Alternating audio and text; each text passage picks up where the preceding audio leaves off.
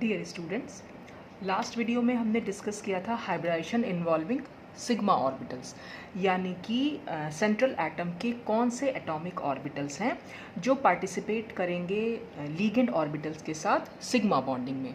ठीक है, ligand orbitals मतलब जो साइड एटम्स होते हैं। एक सेंट्रल एटम होता है किसी भी मॉलिक्यूल में और साइड एटम्स होते हैं। तो सेंट्रल एटम और जो साइड एटम्स हैं, तो सेंट्रल एटम के कौन से एटॉमिक ऑर्बिटल्स सिग्मा बॉन्डिंग में पार्टिसिपेट करेंगे हाइब्रिडेशन में। ठीक है, तो आज हम देख रहे हैं हाइब्रिडेशन इन्वॉल्विंग पाई ऑर्बिटल्स, यानी कि पाई बॉन्डिंग के बारे में आज हम बात करेंगे। तो let us consider hybridisation involving pi orbitals. और बिल्कुल वैसे ही करना जैसे हमने लास्ट वीडियो में किया था, जैसे हमने सिग्मा ऑर्बिटल्स के लिए बोला था। तो proceeding in the same way as for sigma orbitals we will work out the nature of atomic orbitals on the central metal ion that can participate in pi bonding with the ligand orbitals. तो आज हम ये देखेंगे कि जो central metal ion के atomic orbitals हैं, तो वो कौन से एटॉमिक ऑर्बिटल्स हैं जो लीगेंड ऑर्बिटल्स के साथ पाई बॉन्डिंग में पार्टिसिपेट करेंगे। अब सबसे पहले तो हमें यही पता होना चाहिए कि पाई बॉन्ड एक्चुअल में है क्या। तो अब पाई ऑर्बिटल या बॉन्ड, ठीक है, कुछ भी बोल सकते हैं हम यहाँ पर, is defined as one which has nodal plane containing the bond axis. वैसे आप लोगों को तो पता ही होगा, बहुत बेसिक क्लासेस में हम पढ़ते चले आ रहे हैं कि सिग्मा बॉन्ड और पाई बॉन्ड कैसे बनता है। देखिए फॉर एग्जाम्पल, अगर मैं ले लूँ पी ऑर्बिटल्स को, ठीक, अगर मैं सपोज एस ऑर्बिटल ले लिया तो एक एस ऑर्बिटल ये और दूसरा एस ऑर्बिटल ये, जब ये दोनों कंबाइन करेंगे यानी दोनों में ओवरलैपिंग होगी तब एक सिग्मा बॉन्ड बनेगा। एक एस ले लें और एक पी ऑर्बिटल ले लें, जब ये दोनों कंबाइन करेंगे तब भी एक सिग्मा बॉन्ड बनेगा। और अगर हम पी ऑर्बिटल्स की बात करें, देखिए अगर एक किसी भी एटम में जो हम 3 पी ऑर्बिटल्स दिखाते हैं, एक होता है पी एक्स, दूसरा पी वाई, एक होता है पी जेड। सपोज मैंने ये तीनों दिखा दिया और ये तीनों ऑर्बिटल्स एक दूसरे से परपेंडिकुलर होते हैं। ये आप लोगों को पता भी होगा। जैसे ये, अगर सपोज ये एक पेन को मैं एक पी ऑर्बिटल मान लूँ, ये दूसरा पी ऑर्बिटल, तो तीसरा पी ऑर्बिटल कुछ इस तरीके से हो जाता है। ठीक है, तो ये 3 पी ऑर्बिटल जो एक दूसरे से परपेंडिकुलर होते हैं। अब अगर किसी दूसरे मॉलिक्यूल एटम का के पी ऑर्बिटल से ही हम इसको कंबाइन करा रहे हैं, सपोज ये, तो अगर सपोज हमारा ये पी जेड ऑर्बिटल है और ये भी पी जेड, तो जब ये पी जेड और पी जेड कंबाइन करेंगे तो हमेशा एक सिग्मा बॉन्ड बनेगा। और अगर ये ऑर्बिटल, सपोज इसको मैं पी एक्स लिख दूँ और ये पी वाई, और ये भी पी एक्स और ये भी पी वाई, तो अगर ये पी एक्स इस पी एक्स के साथ कंबाइन करेगा तो एक पाई बॉन्ड बनेगा, और ये पी वाई अगर इस पी वाई के साथ कंबाइन करेगा या ओवरलैप करेगा तो एक दूसरा पाई बॉन्ड बनेगा। यानी कि हम ये कह सकते हैं कि जो पाई बॉन्ड्स बनते हैं वो हमेशा सिग्मा बॉन्ड के परपेंडिकुलर होते हैं। ठीक, अब सपोज खाली एक पाई बॉन्ड की बात करूं तो मैंने सपोज ये पी एक्स ऑर्बिटल लिया, ये दूसरा पी एक्स ऑर्बिटल लिया, और जब इन दोनों को कंबाइन कराया तो हमारा कुछ इस तरह से, ये ऐसे मैं दिखा सकती हूँ इसको। ठीक है, तो यहाँ पर जो आया ये पाई बॉन्ड बन के आया, और ये हमारी इंटर न्यूक्लियर एक्सिस थी। इंटर न्यूक्लियर एक्सिस जब दोनों पी ऑर्बिटल्स जो हैं वो कंबाइन कर रहे हैं, तो जो यहाँ पर ये जो होता है, ये हमारा ये नोडल प्लेन है और ये इंटर न्यूक्लियर एक्सिस के पैरेलल ही होता है। ठीक, नोडल प्लेन से मतलब होता है जहाँ पर इलेक्ट्रॉन डेंसिटी 0 होती है। आप लोगों को पता भी होगा पी ऑर्बिटल्स की जो इलेक्ट्रॉन डेंसिटी है वो इसके लोब्स में होती है। ठीक, तो यही बात इसमें यहाँ बताई गई है कि a pi orbital is one which has nodal plane containing the bond axis। bond axis मतलब वही internuclear axis। ये दोनों जब कंबाइन करे होंगे तो यहाँ पर तो बॉन्ड बनेगा, फॉर्म मतलब जो बॉन्ड बन रहा होगा इनके बीच में, तो जहाँ पर भी बॉन्ड बनेगा बस वहीं पर हमने इसको नोडल प्लेन यानी इंटरन्यूक्लियर एक्सिस पर ही, क्योंकि दोनों कंबाइन करते हैं तो इंटरन्यूक्लियर एक्सिस पर ही यहाँ पर नोडल प्लेन जो है वो निकल के आता है। ठीक, अच्छा, अब हम ये दोनों के दोनों इस तरह से साइड वाइज ओवरलैपिंग से कंबाइन कर रहे थे। ठीक, तो ये तो मतलब मैं आपको ये बताना चाह रही थी कि जो पाई बॉन्ड बनता है वो हमेशा सिग्मा बॉन्ड के परपेंडिकुलर होगा। दोनों पाई बॉन्ड जो बनते हैं वो हमेशा सिग्मा बॉन्ड के परपेंडिकुलर होते हैं। ठीक, अब हम इसमें एग्जाम्पल लेंगे कि ये पाई ऑर्बिटल्स हाइब्रिडेशन मतलब कैसे इन्वॉल्व कर रहा है। तो इसमें सबसे पहला एग्जाम्पल है स्क्वायर प्लानर कॉम्प्लेक्स। अब ये स्क्वायर प्लानर कॉम्प्लेक्सेस में हमने जैसे फॉर एग्जांपल AB4 कोई भी हमने मॉलिक्यूल ले लिया, जनरल मॉलिक्यूल यहाँ पर शो किया गया है।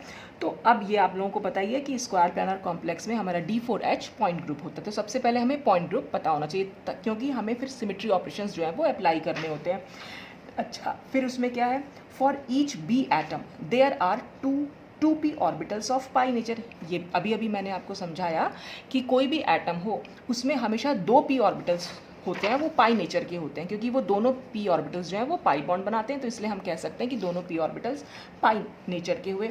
Of these one is in the molecular plane and the second one is perpendicular to the molecular plane. ठीक है, तो ये मैं अभी आपको मॉलिक्यूल दिखाऊंगी तो आपको समझा दूंगी कि कैसे दोनों के दोनों एक दूसरे के परपेंडिकुलर हैं। उसमें से एक जो है एक दूसरे के तो परपेंडिकुलर है ही, साथ ही साथ क्या बताया गया है इसमें कि एक जो है वो मॉलिकुलर प्लेन में है और दूसरा मॉलिकुलर प्लेन के परपेंडिकुलर है। तो ऑब्वियस सी बात है, दोनों एक दूसरे के परपेंडिकुलर हैं, तो अगर एक मॉलिकुलर प्लेन में होगा तो दूसरा उसका परपेंडिकुलर होगा ही होगा। These may be represented by vectors pointing in the appropriate direction and are referred to as पाई।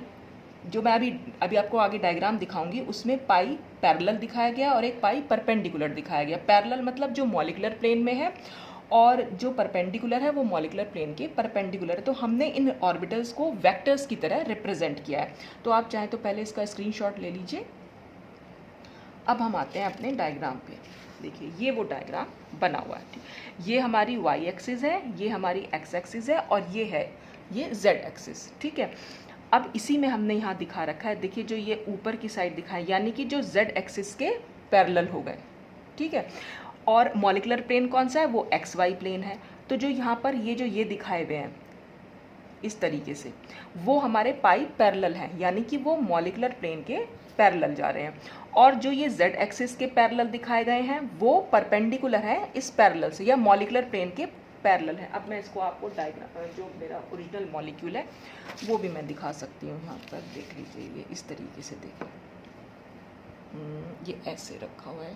ठीक, देखिए अब इसको अगर मैं ऐसे ही रखूँ, जैसे ये हमारा मॉलिक्यूल है ऊपर, तो ये इस तरह हम दिखा सकते हैं। तो ये हमारी जेड एक्सिस हो गई, ठीक, ये हमारी वाई एक्सिस हो गई और ये हमारी एक्स एक्सिस हो गई। तो मैंने ये बी एटम हो गया और बीच वाला हमने ए एटम मान लिया, और ये सारे बी एटम ही मानेगा। मेरे पास सेम कलर नहीं था तो इसलिए मैंने वो अलग अलग दिखा दिया है, इससे कोई फ़र्क नहीं पड़ेगा। और इन पर मैंने जो, अब देखिए सपोज किसी भी एक बी एटम की बात देखें, ये हमारा सिग्मा बॉन्ड बन चुका है। ठीक है, सिग्मा बॉन्ड के ये वाला ऑर्बिटल भी परपेंडिकुलर है और ये वाला ऑर्बिटल भी परपेंडिकुलर है, तो ये आप वेक्टर मान लीजिएगा। तो अब ये हमारा मॉलिकुलर प्लेन है ये वाला। ठीक है, तो ये वाला बॉन्ड जो होगा वो, या जो ये जो इस पेपर के प्लेन पर आ रहे हैं वो मॉलिकुलर प्लेन में है, और जो भी ये खड़े हुए हैं यानी जेड एक्सिस के जो पैरेलल हैं वो क्या है, इस मॉलिकुलर प्लेन के परपेंडिकुलर हैं। तो हमने इसको पाई परपेंडिकुलर से शो किया है यहाँ पर, और जो ये नीचे वाले बॉन्ड हैं इनको हमने पाई पैरेलल से शो किया है। ठीक, अब हम क्या ये आपको आई होप कि समझ में आया होगा डायग्राम से हमारा मॉलिक्यूल भी। अच्छा, अब हम क्या करेंगे, it is difficult to visualize the effect of symmetry operation on these vectors on A atom. So vectors on B atoms will be considered. These will give the same results. अब देखिए, पिछली बार जब हमने सिग्मा ऑर्बिटल्स की बात की थी तो हमने क्या करा था, जो ये वाले वेक्टर्स हैं जिन्होंने सिग्मा बॉन्ड फॉर्म किया था इनको हमने ए एटम पर कंसीडर किया था। तो अब हम क्योंकि पाई बॉन्डिंग की बात कर रहे हैं तो हमें जो ये 8 वेक्टर्स थे ये भी इस ए पर ही विजुअलाइज करने चाहिए थे, मतलब ए पर ही मानने चाहिए थे, एज्यूम करने चाहिए थे। लेकिन सिंगल एटम पर हम ये 8 वेक्टर्स हैं हमारे कुल मिलाकर, ये 8 वेक्टर्स इस पर विजुअलाइज करना थोड़ा सा मुश्किल हो जाएगा। तो इसीलिए हमने ये बी एटम पर ये वेक्टर्स जो हैं विजुअलाइज किए हैं, और इससे रिजल्ट हमें सेम मिलेगा। चाहे आप इसे ए एटम पर 8 वेक्टर्स को एज्यूम कर लीजिए, चाहे हम चारों बी एटम पर ये 2-2 वेक्टर्स एज्यूम कर लीजिए, रिजल्ट आपको सेम मिलेगा। क्यों होता है ऐसा रिजल्ट, देखिए जब भी कभी ये ए एटम सेंट्रल एटम जब भी लीगेंड ऑर्बिटल के साथ कंबाइन, यानी सेंट्रल एटम के जो ऑर्बिटल्स होते हैं जब वो लीगेंड के ऑर्बिटल के साथ कंबाइन करते हैं तो इनके सेंट्रल एटम के ऑर्बिटल्स की और जो साइड एटम्स हैं उनके ऑर्बिटल्स की सिमेट्री सेम होगी, तभी वो दोनों ओवरलैप कर पाएंगे। तो इसीलिए जब दोनों की सिमेट्री सेम हो रही है, ओवरलैपिंग हो पा रही है, तो अगर हम यहाँ से जो विजुअलाइजेशन कर रहे हैं इन 8 वेक्टर्स का, इनसे जो हमारा रिजल्ट निकल के आएगा, यानी इनसे जो हमारे ऑर्बिटल्स निकल के आएंगे वो हम मान लेंगे कि वो वही ऑर्बिटल्स ए एटम के भी होंगे। क्योंकि सपोज अगर इसका पीजेड ऑर्बिटल हमने लिया है तो हमें इनके भी पीजेड ऑर्बिटल ही लेने पड़ेंगे, तभी वो आपस में कंबाइन कर पाएंगे। अगर हमने इसका dxy ऑर्बिटल लिया है तो इनके भी हमें dxy ऑर्बिटल ही लेने पड़ेंगे, यानी कि जो इससे हमारा ऑर्बिटल्स का आंसर आएगा वही हम इसका भी मान लेंगे, क्योंकि जब दोनों के ऑर्बिटल्स की सिमेट्री सेम होगी तभी वो आपस में कंबाइन कर पाते हैं। और यही हमने इसमें लिखा भी है। It is clear if pi bond is to be formed, अगर पाई बॉन्ड को फॉर्म होना है तो 8 vectors on B atom must have same orientation as that of vectors on A atom. जो वेक्टर्स हमने ए एटम पर assume करेंगे उनका ओरिएंटेशन और जो बी एटम्स पर हम एज्यूम कर रहे हैं उनका ओरिएंटेशन सेम होना चाहिए, तभी तो वो कंबाइन कर पाएंगे। तो इसलिए हमने, क्योंकि यहाँ पर उन 8 वेक्टर्स को एज्यूम करना थोड़ा सा मुश्किल था, उसको विजुलाइज नहीं कर पाएंगे हम, लेकिन इनको ईजिली विजुलाइज कर सकते हैं। तो जो इनसे रिजल्ट मिलेगा वही हम मान लेंगे कि वही ए का भी रिजल्ट है। ठीक, it is easy to study the effect of symmetry operations on 8 vectors on B atoms. जब हम D4H के सिमेट्री ऑपरेशंस इन 8 वेक्टर्स पर लगाएंगे तो बी एटम्स पर इनको ऑपरेट करना, मतलब इन सिमेट्री ऑपरेशंस को ऑपरेट करना ज़्यादा ईजी है in comparison to A atom. अच्छा, अब यहाँ पर एक चीज़ और है कि जो perpendicular vectors can't be interchanged with parallel vectors by any of the symmetry operations of the D4H point group। ये जो परपेंडिकुलर वेक्टर्स हैं ये किसी भी सिमेट्री ऑपरेशन, जो भी D4H में हम सिमेट्री ऑपरेशंस अप्लाई करेंगे, कोई भी symmetry operation in perpendicular vectors को पैरेलल वेक्टर्स में चेंज नहीं कर सकता या पैरेलल वेक्टर्स को परपेंडिकुलर में चेंज नहीं कर सकता। ठीक है, ये इंटरचेंज नहीं होंगे आपस में। जब ये इंटरचेंज नहीं होंगे तो इसका मतलब हमारे पास 2 सेट्स निकल के आएंगे, जो इसमें लिखा हुआ भी है। Thus we have 2 distinct set of vectors which can form 2 distinct sets of R का मतलब रिड्यूसिबल रिप्रेजेंटेशन। इन सिमेट्री ऑपरेशंस को इन वेक्टर्स पर अप्लाई करने से जो हमें रिड्यूसिबल रिप्रेजेंटेशन मिलेगी, तो हमें वो 2 टाइप की रिड्यूसिबल रिप्रेजेंटेशन मिलेगी, 2 डिस्टिंक्ट सेट ऑफ वेक्टर्स, क्योंकि हमारे पास है एक पैरेलल है और एक परपेंडिकुलर है, तो इसलिए हमें यहाँ पर 2 सेट ऑफ रिड्यूसिबल रिप्रेजेंटेशन मिल जाएंगी। और हम क्या देख रहे हैं इसमें, अगर वेक्टर शिफ्ट होगा दैट कॉन्ट्रीब्यूट 0 टू कैरेक्टर, ये तो हम पहले से ही बोलते हुए भी आ रहे हैं। मैंने सिग्मा ऑर्बिटल्स में भी यही बात की थी कि आपको रिड्यूसिबल रिप्रेजेंटेशन कैसे बनानी है, कैरेक्टर को कौन कंट्रीब्यूट करेगा, कौन सा वेक्टर। तो जो वेक्टर शिफ्ट हो जाएगा वो तो करेगा 0 कैरेक्टर को कंट्रीब्यूशन, उसका कैरेक्टर का कंट्रीब्यूशन 0 होगा, और जो अनशिफ्टेड वेक्टर होगा वो +1 कंट्रीब्यूट करेगा। और यहाँ पर एक बात और भी है, यहाँ पर है कि जो unshifted vector with changing direction in reverse contributes -1। यहाँ पर आप देखेंगे जब हम सिमेट्री ऑपरेशंस को अप्लाई करेंगे तो कुछ सिमेट्री ऑपरेशंस वेक्टर्स को ऑपोजिट डायरेक्शन में ले जाते हैं, तो अगर वो उसकी ऑपोजिट डायरेक्शन में ले जाएंगे तब वो उसको -1 कंट्रीब्यूट करेंगे। ठीक है, तो आप इसका स्क्रीनशॉट ले लीजिए। फिर हम देखते हैं नेक्स्ट पेज।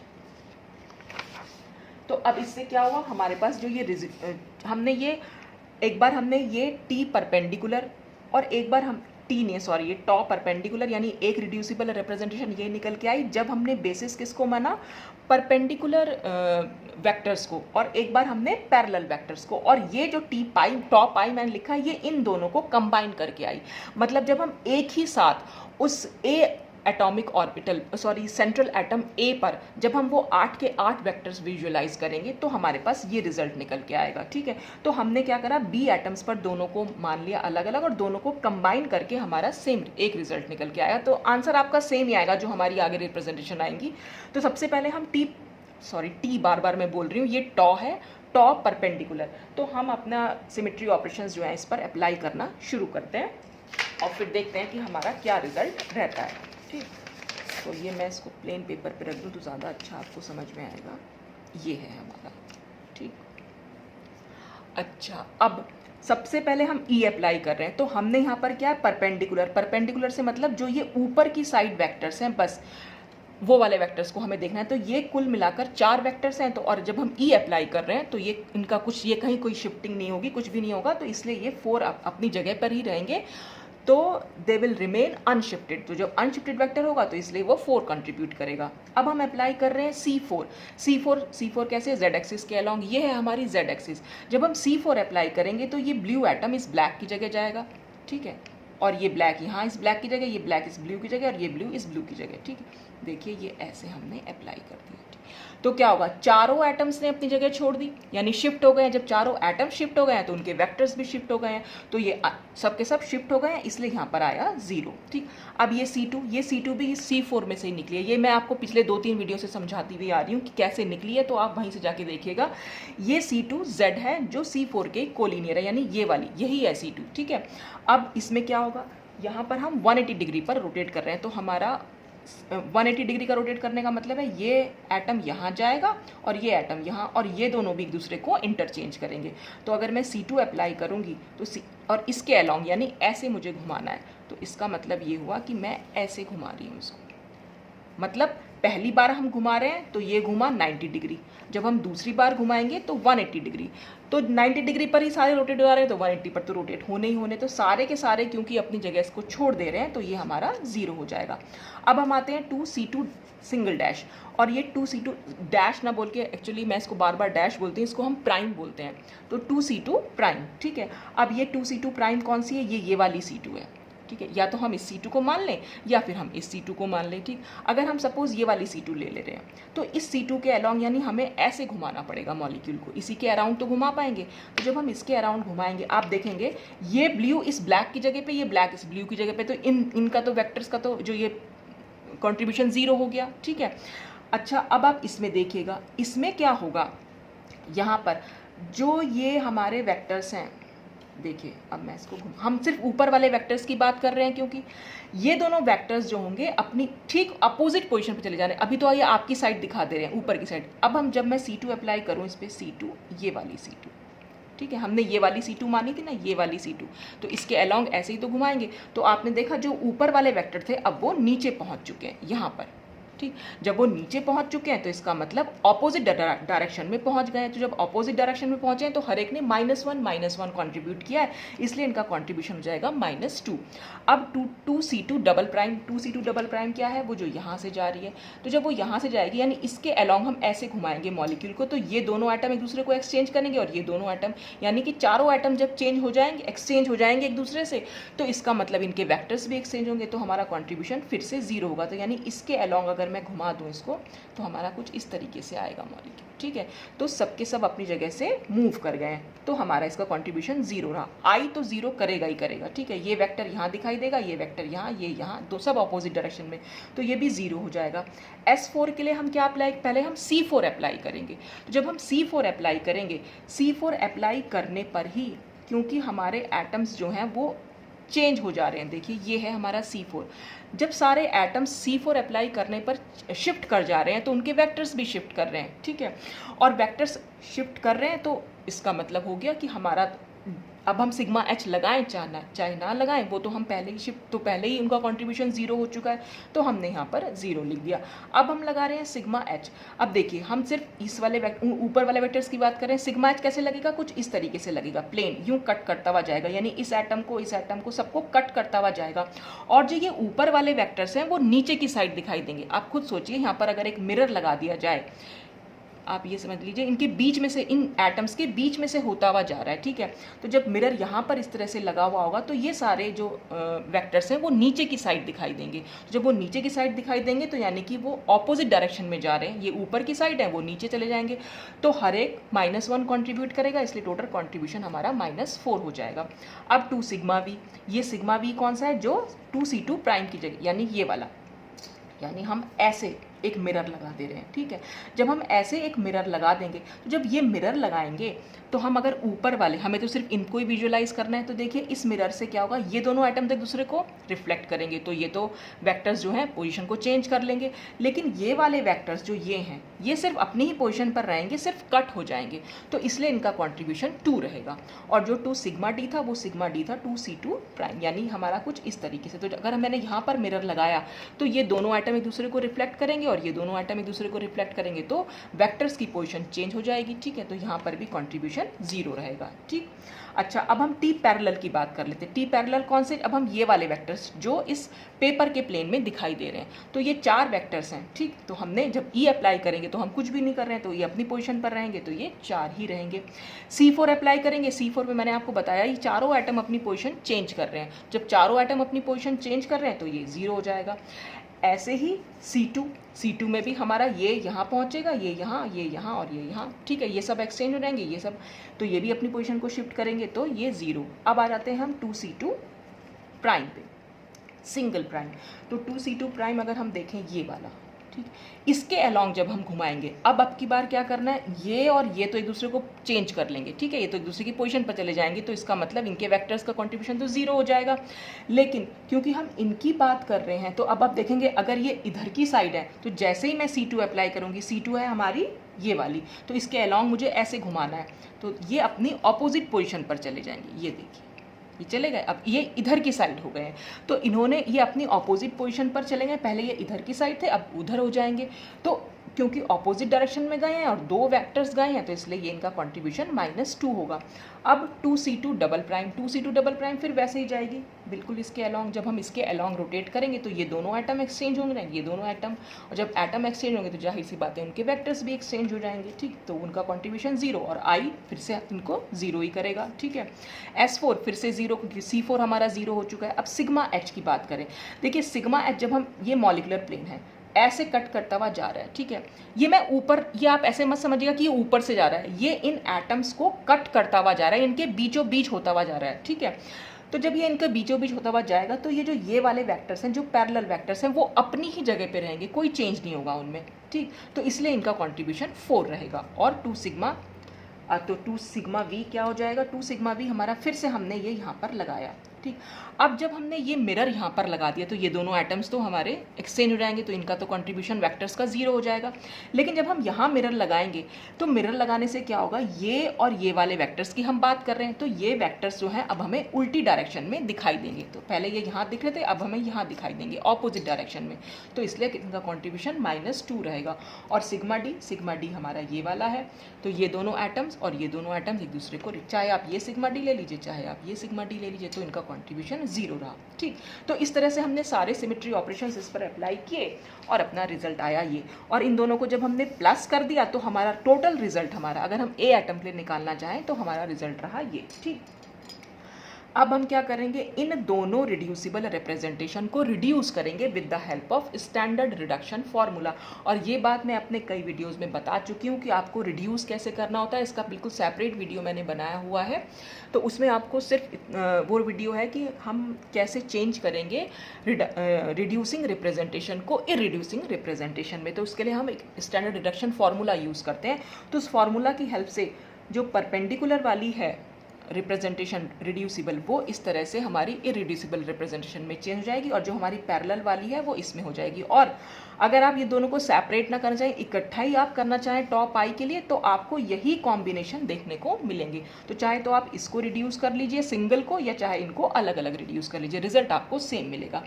अब हमें ज़रूरत पड़ेगी कैरेक्टर टेबल की, तो D4H की कैरेक्टर टेबल से हमें सिर्फ ये पता लगाना है कि कौन से एटॉमिक ऑर्बिटल्स ने इन IRs के लिए उनको बेसिस बनाया गया है, ठीक। तो अब हम ले लेते हैं अपनी D4H की, ये हमारी, ठीक। अब अगर हम इसकी बात करें परपेंडिकुलर रिड्यूसिबल रिप्रेजेंटेशन जो हमने ली थी, तो उसमें कौन कौन सी इरिड्यूसिबल आई थी, IR से मतलब होता है इरिड्यूसिबल रिप्रेजेंटेशन, तो उसमें आई हमारी A2U, B2U, EG। तो अब हम देखेंगे सबसे पहले A2U, क्या A2U के आगे हमें सिर्फ थर्ड एरिया और फोर्थ एरिया देखना है, ठीक है। अब हम देख रहे हैं थर्ड एरिया में Z का मतलब मैंने आपको बताया, यहाँ पर अगर XYZ लिखा है, इसका मतलब हमने PX, PY और PZ को बेसिस बनाया है। और अगर हमें यहाँ पर कोई आंसर मिल रहा है, तो इसका मतलब हमने D ऑर्बिटल्स को बेसिस बनाया, तो यहाँ पर हमें Z देखने को मिला, तो Z का मतलब है इसके लिए, इस रिप्रेजेंटेशन के लिए PZ ऑर्बिटल को जो है वो बेसिस बनाया गया था, तो हमने लिख दिया PZ इसके आगे। अब हम देखें B2U, ये है हमारी B2U, लेकिन B2U के अगर आप देखें ना तो कोई p ऑर्बिटल आपको दिखाई देगा ना कोई d ऑर्बिटल, तो हमने लिख दिया नन। अब हम देखेंगे EG के आगे, EG के आगे अगर हम चलें तो RX RY से हमें कोई मतलब नहीं है, ये तो रोटेशनल वेक्टर्स के लिए है। आगे हम बढ़ें अगर d ऑर्बिटल्स में, तो DXZ और DYZ हमें देखने को मिल रहे हैं दो, ये क्योंकि 2 डायमेंशनल रिप्रेजेंटेशन है, इसलिए हमें 2 ऑर्बिटल्स यहाँ देखने को मिलेंगे, तो DXZ और DYZ को बेसिस बनाया गया EG के लिए।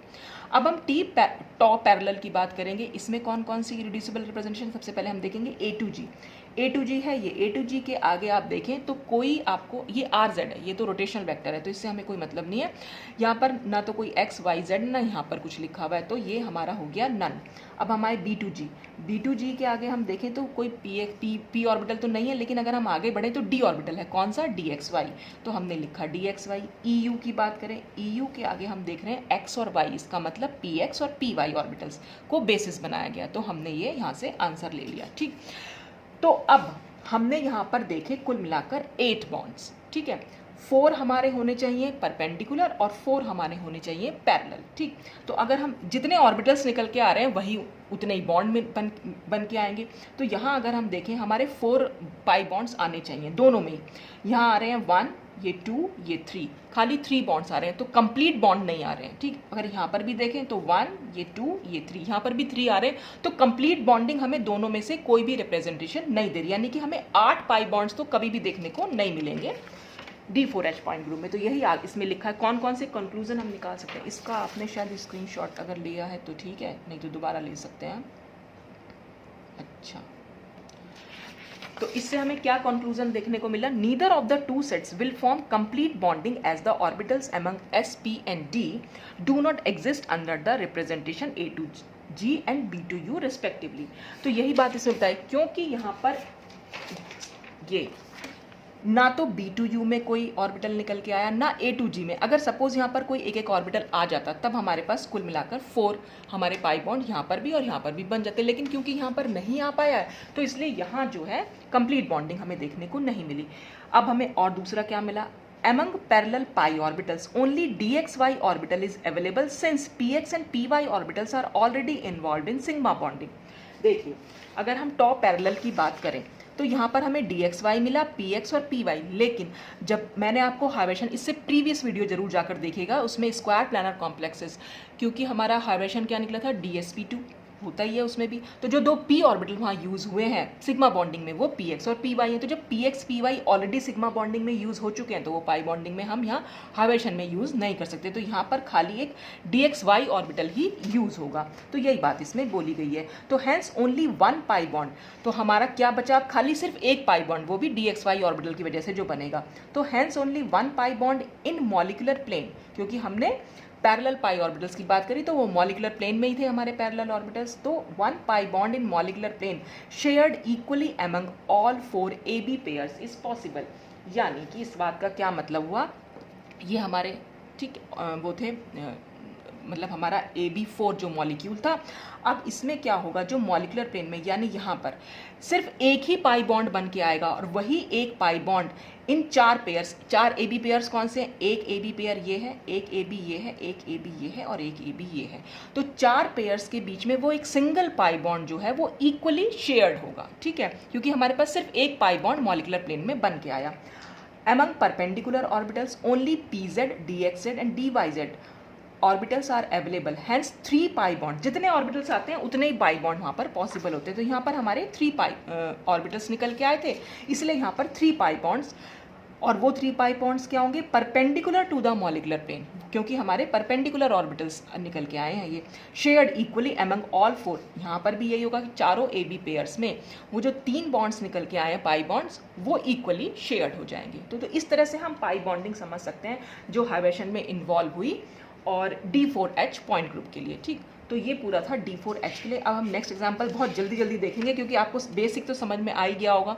सिग्मा ऑर्बिटल्स भी मैं पहले बता चुकी हूँ, तो पाई बॉन्डिंग ही समझनी थी, तो बिल्कुल वैसे ही बना जैसे हमने सिग्मा बॉन्डिंग के लिए किया था। अब हम देखते हैं टेट्राहेड्रल मॉलिक्यूल। देखिए, टेट्राहेड्रल मॉलिक्यूल में सबसे पहले हमने क्या कर लिया? ये एटम हो गया, ये B1, B2, B3, B4 हमने ये इसको क्यूब में हमने इसको शो किया हुआ है, और हर एक भी एटम पर हमने 2 वेक्टर्स को एज्यूम किया हुआ है। तो इसमें यही लिखा है, to determine the possibilities for pi bonding we must first determine the representation spanned by a complete set of pi orbitals on the set of B atoms. Following figure shows 2 vectors representing P orbitals perpendicular to the AB sigma bonds on each B atom. जो हम AB sigma bond बना चुके हैं, अब ये दोनों vectors हैं जो हर एटम पर हमने शो किए हैं, जो ब्लू कलर से शो है, वो इस जो हमारा सिग्मा बॉन्ड बन चुका है उसके परपेंडिकुलर होंगे। ये बात आप ध्यान रखिएगा, पाई बॉन्ड हमेशा परपेंडिकुलर ही बनता है सिग्मा बॉन्ड के, तो जो भी दो वेक्टर्स हम साइड एटम्स पर एज्यूम कर रहे हैं वो परपेंडिकुलर ही होंगे। अब इन वेक्टर्स के साथ हम बेसिस बनाएंगे अपना। कुल मिलाकर हमारे 8 वेक्टर्स हैं, तो जाहिर सी बात है जब हम ई अप्लाई करेंगे तो 8 ही आंसर आएगा। अब हम जब C3 अप्लाई करेंगे, यहाँ पर हम C3 के लिए -1 कैरेक्टर ला रहे हैं। अब ये C3 जब भी हम अप्लाई करते हैं, क्योंकि वहाँ पर हमें मिक्सिंग देखने को मिलती है एक्स और वाई एक्सिस की या एक्स और वाई कोऑर्डिनेट्स की, तो जब मिक्सिंग देखने को मिलती है तो इसलिए हमने यहाँ जो -1 लाया है वो हम विजुलाइज नहीं कर सकते, मतलब मैं आपको ऐसे समझा नहीं पाऊंगी उसको, वो हम यहाँ पर मैट्रिक्स से लाएंगे। C3 की जो मैट्रिक्स है उसका क्योंकि कैरेक्टर -1 होता है, तो बस वही कैरेक्टर हमने यहाँ पर लिख दिया है, ठीक है। अच्छा, अब हम देखेंगे C2। देखिए ये हमारा मॉलिक्यूल था, टेट्राहेड्रल मॉलिक्यूल। हर रेड वाले जो साइड एटम्स हैं सब पे 2-2 वेक्टर्स मैंने यहाँ बनाई रखे हैं, ठीक। अब अगर मैं इस पर ये बोले कि हम जो हम C2 अप्लाई करने जा रहे हैं, तो देखिए C2 हम कैसे, हमने उसके लिए मॉलिक्यूल को ऐसे रखा, ठीक।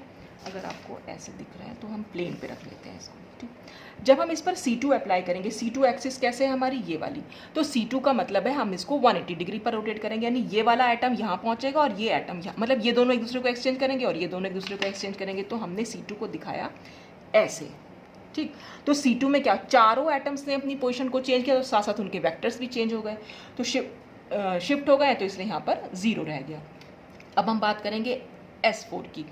S4 के लिए पहले हमें C4 अप्लाई करनी पड़ेगी। देखिए जब हमने C2 अप्लाई की थी तो हम इसको यहाँ से यहाँ ले गए थे। जब हम C4 अप्लाई करेंगे तो इसको हम यहाँ ले जाएंगे और इसको हम यहाँ, यानी इसके ठीक ऊपर, ये दोनों एटम्स इन दोनों के ठीक ऊपर जाएंगे, यानी 180 पर हम घुमा रहे थे यहाँ से यहाँ, भाई हमारे पास ये है पूरा, ठीक। यहाँ से अगर हम इस पोजीशन पर आए तो 180, लेकिन अगर हम यहाँ से यहाँ जाएं तो 90, यानी कि C4 अप्लाई कर रहे हैं। तो अगर हम C4 अप्लाई करेंगे तो हम सिर्फ इसको इतना घुमाएंगे और फिर हम इसका एक परपेंडिकुलर प्लेन देखेंगे। लेकिन जैसे ही हम C4 अप्लाई कर रहे हैं तो आप देख रहे हैं चारों एटम्स अपनी पोजीशन को चेंज कर रहे हैं, तो उनके वेक्टर्स भी चेंज हो जा रहे हैं, इसलिए हमने यहाँ पर 0 लिख दिया। अब आया 6 सिग्मा डी, यानी सिग्मा डी, कोई भी एक सिग्मा डी आप अप्लाई कर लीजिए। सपोज हमने ये वाला सिग्मा डी यहाँ पर ले लिया, ये सिग्मा डी ऐसे जाएगा, ठीक है, इस तरह से जा रहा है। जब ये इस तरह से जाएगा, नीचे तक कट होता हुआ जाएगा, तो ये दोनों एटम तो एक दूसरे को रिफ्लेक्ट करेंगे, ये और ये, तो इनके वेक्टर्स भी पोजीशन चेंज कर लेंगे। और जब हम यहाँ पर अप्लाई करेंगे, देखिए ये वाले एटम्स, ये एटम्स तो अपनी जगह पर हैं, लेकिन जो इनके वेक्टर्स हैं, क्योंकि यहाँ बीच में मिरर लगा हुआ है, तो ये वेक्टर हमें यहाँ और ये वेक्टर हमें यहाँ दिखाई देगा, ऐसे ये यहाँ और ये यहाँ, तो यानी ये वेक्टर्स भी अपनी पोजीशन को चेंज करेंगे, तो इसलिए हमारा आंसर आ गया 0, ठीक। तो ये हमारी रिड्यूसिबल रिप्रेजेंटेशन आई। अब इसी को हम रिड्यूस करा लेंगे, ठीक। ये आप स्क्रीनशॉट ले लीजिए। रिड्यूस करा लिया, रिड्यूस कराने पर हमारा आंसर आया ये। फिर से हम कैरेक्टर टेबल की हेल्प लेंगे। कैरेक्टर टेबल में हमें अब देखना है E के अंडर, T1 और T2 के अंदर हमारे क्या रिजल्ट आ रहे हैं। तो देखिए ये मेरे पास बुक है, तो मैं इस बुक में ही आपको दिखा दे रही हूँ। अगर ये यहाँ ले जाऊँ तो मैं, ये है टेट्राहेड्रल। इसमें अगर हम ई रिप्रेजेंटेशन देखें तो देखिए ई रिप्रेजेंटेशन में जैसे जैसे मैं आगे बढ़ रही हूँ आपको दिख रहा होगा, सबसे पहले लिखा है 2z² minus X square minus Y square और दूसरा लिखा है x² माइनस वाई स्क्वायर, यानी हमारा डी ऑर्बिटल निकल के आ रहे हैं। ये एक तो हमारा आ रहा है dx² माइनस वाई स्क्वायर, और ये मैंने आपको लास्ट वीडियो में बताया था कि डी ऑर्बिटल ये dz² ऑर्बिटल है। dz² ऑर्बिटल एक्चुअल में 2 डी ऑर्बिटल्स का लीनियर कॉम्बिनेशन होता है, तो उसका ये अगर कहीं पर इस तरह से लिखा हुआ है इसका मतलब है कि वो dz² ऑर्बिटल ही है, ठीक है। तो यहाँ पर हमारे 2 ऑर्बिटल्स जो हैं वो निकल के आ रहे हैं, तो वो 2 ऑर्बिटल्स मैंने यहाँ पर लिख लिए हैं, dx² माइनस वाई स्क्वायर और dz²। अगर हम T1 में देखें तो देखिए T1 की अगर मैं बात करूँ, ये है हमारा T1, ठीक। T1 में अगर हम आगे बढ़ें तो T1 में आप देख रहे हैं यहाँ पर तो RX RY ZS से हमें कोई मतलब नहीं है, आगे बढ़े तो कुछ भी नहीं है, तो इसका मतलब हमें नन, कुछ भी देखने को नहीं मिल रहा है, कोई ऑर्बिटल जो है इसके लिए बेसिस नहीं बना रहे हैं, तो हमने नन लिख दिया, सॉरी। फिर हम देखेंगे T2 है हमारा ये, ठीक। अब अगर हम T2 में आगे बढ़ जाएं, देखिए T2 में अगर हम आगे बढ़े, यहाँ पर हमें x y z मिल रहा है। T क्या होती है हमारी 3 डायमेंशनल रिप्रेजेंटेशन, तो जाहिर सी बात है 3 ऑर्बिटल्स यहाँ पर बेसिस बना रहे होंगे, तो px py pz, और फिर हम आगे बढ़े तो dxy dxz और dyz, तो यही वाले ऑर्बिटल्स मैंने यहाँ पर पूरे लिख लिए हैं, ठीक।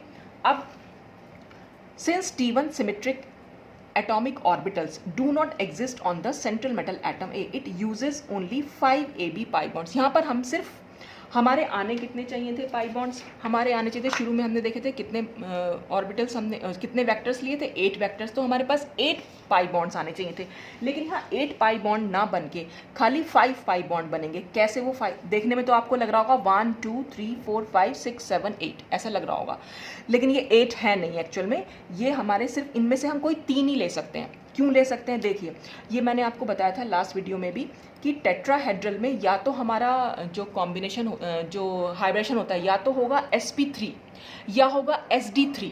तो अगर हमारा हाइब्रिडेशन हुआ sp3 तो वो ये अगर sp3 है तो ये तीनों p ऑर्बिटल्स तो हमारे सिग्मा बॉन्डिंग में चले गए होंगे। ठीक, बचे कौन से? एक तो ये 2 ऑर्बिटल्स बचे और ये 3, यानी कि 5 प्योर d ऑर्बिटल्स जो बचे हैं, तो ये 5 पाई बॉन्ड्स बना लेंगे। और अगर हाइब्रिडेशन हो गया हमारा sd3 तो sd3 में ये तीनों ऑर्बिटल्स तो पाई बॉन्ड में यूज हो जाएंगे, तो सॉरी सिग्मा बॉन्ड में यूज हो जाएंगे, तो ये बचेंगे हमारे पाई बॉन्ड के लिए। तो ये दोनों ऑर्बिटल और ये 3 ऑर्बिटल पाई बॉन्डिंग के लिए बच जाएंगे। तो कुल मिलाकर हमारे 5 बॉन्ड ही पाई बॉन्ड जो है वो बन पाएंगे, और वो 5 बॉन्ड इन 4 AB पेयर्स के बीच में इक्वली शेयर्ड होंगे। तो यही इसमें लिखा हुआ है, it uses only 5 AB pi bond sharing equally amongst 4 AB pairs. The metal A requires A1 and T2 type of orbital for sigma bonding. ये मैं लास्ट वीडियो में आपको एक्सप्लेन कर चुकी हूँ।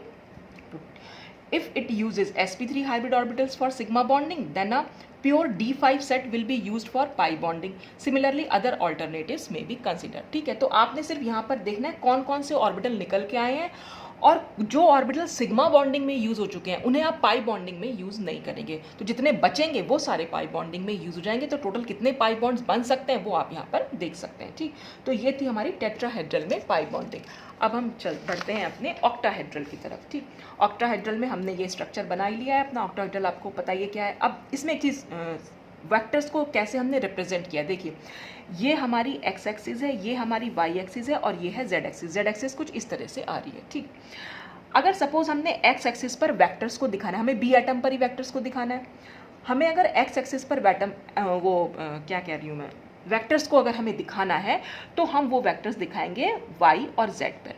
ठीक है, देखिए ये वाई के सिमिलर है और ये जेड के पैरेलल है। ठीक है, अगर हम दिखाएंगे ये वाई एक्सिस पर तो हमें जो वेक्टर्स दिखाने हैं वो z और x एक्सिस के पैरेलल दिखाने पड़ेंगे। ठीक है, और अगर हम z एक्सिस पर बना रहे हैं तो हमें x और y के पैरेलल दिखाने पड़ेंगे। बस ये वेक्टर्स कुछ इस तरह से दिखाए गए हैं। ठीक, फिर से हम रिड्यूसिबल रिप्रेजेंटेशन बना के देखेंगे। सबसे पहले तो मैं आपको दिखा दूं हमारा ये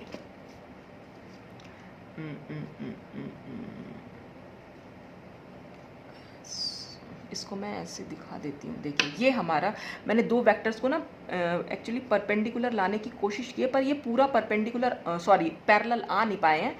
तो वो मैं आपको अभी समझा दूंगी कि किस तरह से हम इसको देख सकते हैं। देखिए ये कुछ इस तरीके से है, ये ऐसे और ये ऐसे। ये ऑक्टाहेड्रल ज्योमेट्री तो आपको समझ में आ रही होगी। ठीक है, ये ऊपर और नीचे वाले ये सब जो साइड एटम्स है ना, ये सब सेम समझ लीजिएगा, सेम कलर के। वो मैंने अलग अलग कलर के बना दिए क्योंकि मेरे पास सेम कलर हो नहीं पा रहा था।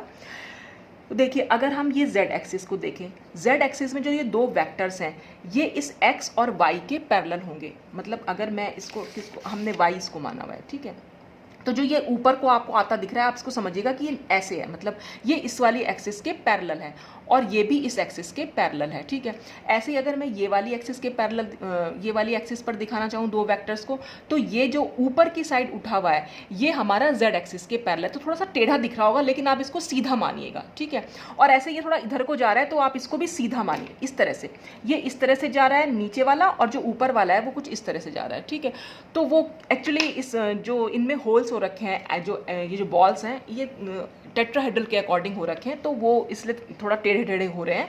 तो आप इसको एज्यूम ऐसे ही कीजिएगा कि ये जो वेक्टर्स हैं वो बाकी जो 2 एक्सिस हैं उनके पैरेलल हैं बस वो। ठीक है, अच्छा अब मैं सपोज इसमें सबसे पहले हम अपना E अप्लाई करेंगे। अब E अप्लाई करने का मतलब हुआ कि हम कुछ भी अप्लाई नहीं करें, तो टोटल जितने भी हमारे वेक्टर्स हैं वो एज इट इज़ रहेंगे, इसलिए हमारा 12 रहेगा ये।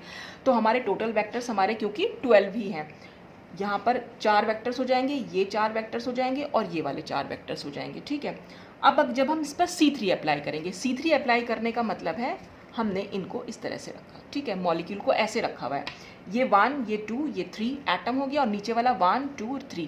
C3 अप्लाई करने पर क्या होगा, ये वाला एटम यहाँ जाएगा, ये एटम यहाँ और ये एटम यहाँ, और ऐसे ही नीचे वाला एटम भी, ये एटम यहाँ, ये एटम यहाँ और वो एटम वहाँ। अगर मैं इसको इस तरह से घुमा रही हूँ क्लॉकवाइज, C3 कैसे जा रही है, कुछ इस तरीके से। तो जब सारे के सारे एटम एक्सचेंज कर जा रहे हैं तो वेक्टर्स भी एक्सचेंज हो जाएंगे, ठीक है, मतलब चेंज कर देंगे अपनी डायरेक्शन को। तो इसलिए यहाँ पर C3 जो जाएगा वो 0 हो जाएगा। अब हम C2 अप्लाई करेंगे, ठीक है। अब हम C2 कैसे अप्लाई कर सकते हैं, C2 के लिए हम अप्लाई करेंगे कुछ इस तरीके से। मैंने फिर से डायरेक्शन इनकी चेंज कर डाली है, भगवान, ये ऐसे पकड़ती हूँ मैं इसको, अब कुछ सही है, ठीक है।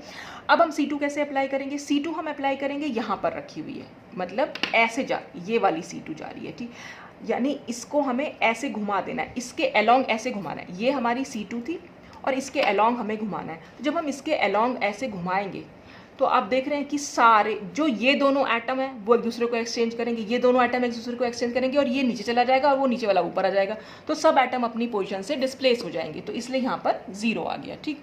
अब हम C4 कैसे अप्लाई कर रहे हैं, C4 अप्लाई करने के लिए फिर हम इसको, इस ब्लू बॉल को रेड की जगह, रेड ये ब्लू की जगह, ब्लू रेड की जगह ऐसे जाएगी। देखिए ये हमने ऐसे किया, ठीक।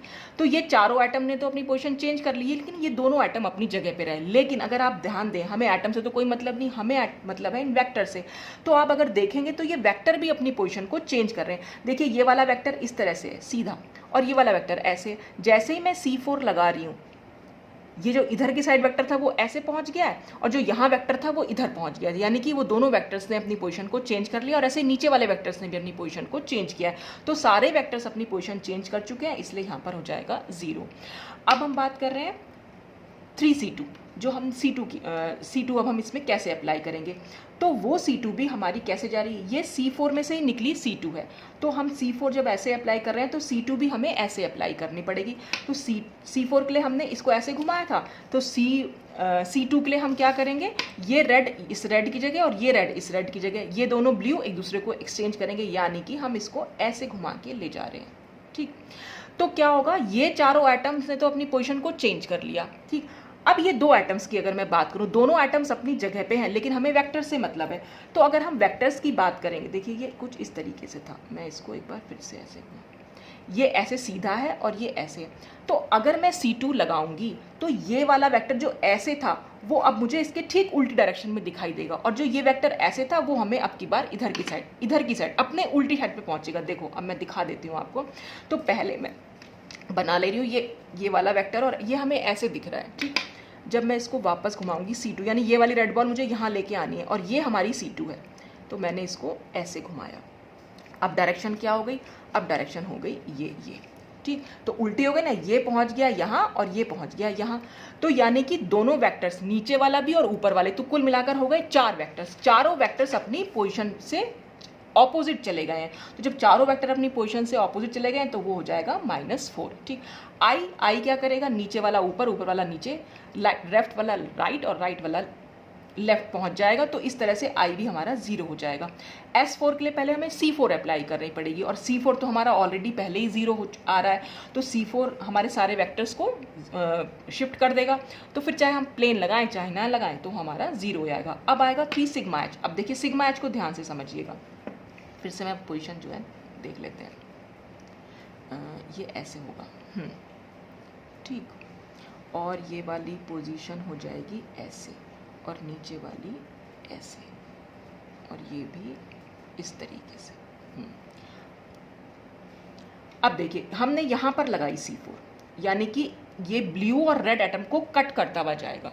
तो जब ये ब्लू और रेड एटम को कट करता हुआ जाएगा तो यहाँ पर क्या, और कट करता हुआ जाएगा, और ये वाली ब्लैक बॉल नीचे वाली ब्लैक बॉल की जगह और नीचे वाली ऊपर वाली की जगह आ जाएगी। तो यानी ये दोनों, ये जो हमारे 4 वेक्टर्स है कुल मिलाकर, वो तो अपनी पोजीशन से चेंज हो जाएंगे। अब हम बचे ये वाले, इसमें क्या होगा, क्योंकि ये एटम्स तो अपनी ही जगह पे हैं, लेकिन हमने प्लेन लगाया हुआ है ऐसा वाला, तो जो ये ऊपर वाले वेक्टर हैं वो तो हमें नीचे की साइड दिखाई देंगे, ठीक है ना। तो जब हमें नीचे की साइड दिखाई देंगे तो वो अपनी पोजीशन चेंज करेंगे, तो उनका क्या कॉन्ट्रीब्यूशन हो जाएगा, क्योंकि 4 वेक्टर्स हैं ऊपर की साइड, तो वो हो जाएंगे -4। और जो ये मॉलिक्यूलर प्लेन में हमने दिखा रखे हैं ये वाले वेक्टर्स, ये मॉलिक्यूलर प्लेन में ही समझिएगा, मतलब इनको थोड़ा टेढ़े हो रखे हैं, पर ये है इस तरह से। जैसे ये वाला अगर नीचे जा रहा है तो हम इसको ऐसे समझेंगे, ये वाला ऐसे समझेंगे, ये इस तरीके से जा रहा है और ये ऐसे। तो ये जो मॉलिकुलर प्लेन है ये अपनी जगह पे रहेंगे। तो जब ये अपनी जगह पे रहेंगे तो ये +4 कंट्रीब्यूट करेंगे, तो दोनों को हम प्लस करेंगे तो आंसर हमारा 0 आएगा। तो इस तरह से हमारा सिग्मा एच भी 0 हो जाएगा। अब 6 सिग्मा डी कहाँ से जा रहा था, जहाँ से हमारी 6C2 जा रही थी हमारी, यानी कि ये वाला प्लेन हो जाएगा वो, ये है 6 सिग्मा डी। इस तरह से कट करता हुआ जाएगा, ठीक है। तो जब ये इस तरह से कट करता हुआ जा रहा है तो ये दोनों एटम और ये दोनों एटम तो एक्सचेंज कर चुकेंगे, और जो ये वाले जो बॉन्ड, ये जो वेक्टर्स हैं, सॉरी ये वाले वेक्टर्स, तो जब मैं C2 यहाँ पर लगाऊंगी, तो सॉरी C2 बोल रही हूँ मैं, सिग्मा डी जब मैं यहाँ लगाऊंगी तो ये वेक्टर हमें यहाँ और ये वेक्टर हमें यहाँ दिखाई देगा, और ऐसा ही ठीक नीचे वाले एटम के साथ भी होगा। तो सारे वेक्टर्स जो हैं पोजिशन को शिफ्ट करेंगे तो आंसर हमारा हो जाएगा 0, ठीक। और फिर हम इसे रिड्यूस करा लेंगे, रिड्यूस कराने पर हमारा आंसर आया ये। फिर हम अपने कैरेक्टर टेबल की हेल्प से देखेंगे कौन कौन से एटॉमिक ऑर्बिटल्स जो थे वो बेसिस बना रहे हैं। तो सबसे पहले हम देखेंगे T1G को। तो ये देख लेते हैं T1G, क्योंकि लाइट चली गई है और मुझे दिखता थोड़ा कम है, तो T1G में हमें कुछ भी दिखाई नहीं दे रहा। देखिए T1G है ये लिखा हुआ, T1G में हम आगे बढ़ते जा रहे हैं तो हमें RX, RY, RZ तो दिख रहा है, उससे कोई मतलब नहीं है, लेकिन आगे हमें और कुछ नहीं दिख रहा है। तो T1G के लिए हमारा नन हो जाएगा। अब हम आते हैं T2G पर। T2G इसके ठीक नीचे ही लिखा हुआ है। तो T2G अगर ये है तो T2G में जब हम आगे बढ़ रहे हैं तो हमें p ऑर्बिटल तो नहीं दिख रहे हैं, लेकिन ये 3 ऑर्बिटल्स दिख रहे हैं जो d ऑर्बिटल्स हैं, dxz, dyz और dxy, ठीक है। आई होप कि आप भी देख पा रहे हैं, और अगर नहीं भी देख पा रहे हैं तो आपके पास कैरेक्टर टेबल तो होगी ही, नेट पे भी आप फाइंड कर सकते हैं इसको, और बुक के पीछे भी बनी हुई होती है। तो T2G के लिए हमने ये तीनों ऑर्बिटल्स लिख दिए हैं। फिर हम T1U पर आएंगे। T1U है हमारी ये वाली, ठीक है। T1U में जब हम आगे बढ़ रहे हैं इसमें तो हमें दिख रहा है XYZ, यानी PX, PY और PZ। तो हमने T1U के आगे लिख दिया PX, PY, PZ।